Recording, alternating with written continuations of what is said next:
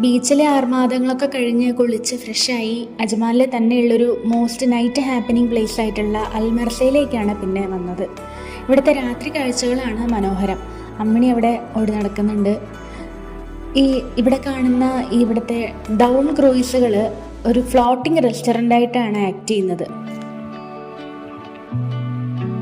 മുൻകൂട്ടി ബുക്ക് ചെയ്ത് പേയ്മെൻറ്റൊക്കെ ചെയ്ത് വന്നാൽ ഇത്തരത്തിലുള്ള ഡൗൺ ക്രൂയിസുകളിൽ നിന്ന് നമുക്ക് ഡിന്നറൊക്കെ കഴിക്കാം.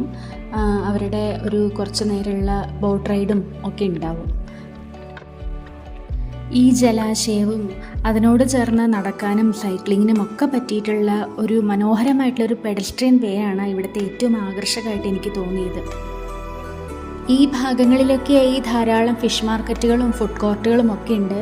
ഫിഷ് മാർക്കറ്റിൽ നിന്ന് നമുക്ക് ഫ്രഷായിട്ട് ഫിഷ് വാങ്ങിച്ച് ഗ്രില്ല് ചെയ്യാനൊക്കെ കൊടുക്കാം. അങ്ങനെ ഗ്രില്ല് ചെയ്തിട്ടുള്ള ഫിഷൊക്കെ നമുക്ക് കഴിക്കാനായിട്ട് കിട്ടും. പിന്നെ ഈ വഴിയിലൂടെ ഞങ്ങളങ്ങനെ കുറേ നേരം നടന്നു കേട്ടോ.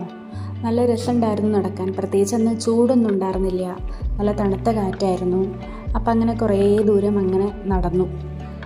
എന്ത് രസമായിട്ടാണ് ഇവിടുത്തെ ആളുകൾ ഇവിടുത്തെ രാത്രി ജീവിതങ്ങൾ ആഘോഷിക്കുന്നത് എന്ന് തോന്നിപ്പോയി.